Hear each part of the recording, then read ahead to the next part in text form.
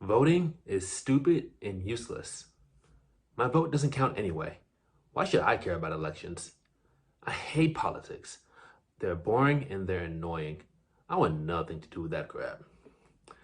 In my childhood and adolescent years, I heard these statements numerous times, and I had even allowed myself to believe them.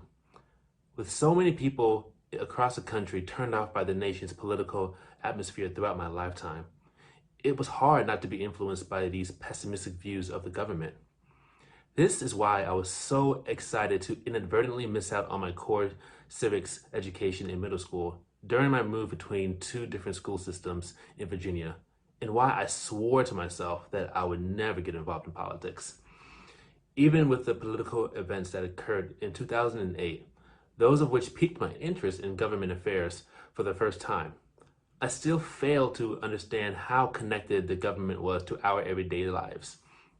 It wasn't until my U.S. government course in high school that I first realized my substantial knowledge gap in civic education. I had really gone through 16 years of life living in a society run by a government that I did not understand the inner workings of. As I progressed through college, I began to horrifically recognize the glaring gaps in my public school education as I learned about critical junctures in American history like the Tulsa Race Massacre, Juneteenth, and the significance of Malcolm X, just to name a few.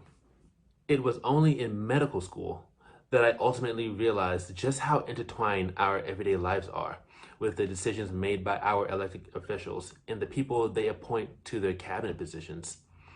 For example, my entire K-12 education was largely influenced by the policies enacted by my state's Department of Education. It became painfully obvious just how critical it was to remain civically involved in order to ensure that our voices were heard in this democratic society we reside in. The opportunity to vote and to raise our voices is a freedom and a responsibility that should not be taken for granted. As a first-generation Cameroonian American, born to strong, hardworking, and prideful immigrant parents who have a keen sense on the privilege of living in a diverse country that conducts fair and democratic elections, this especially rings true to me.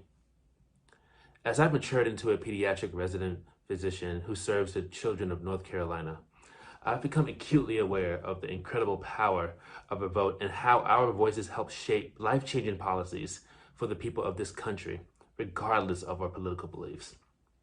I firmly believe that I'm the master of my fate, which is why I've made a lifelong commitment to expressing my voice through the mechanism that created the bedrock of our nation, the ballot. You can make this commitment as well by first checking to ensure that you are registered to vote at your current address at voter.org/votehealth. That's VOT-ER.org/VOTEHEALTH. You can also use that same link to register to vote. As an organization whose mission is to improve the health and well-being of North Carolinians and others whom we serve, it is the duty of UNC Health to help patients and their families enhance their agency in addressing the social and structural determinants of health by providing nonpartisan voter education and registration services.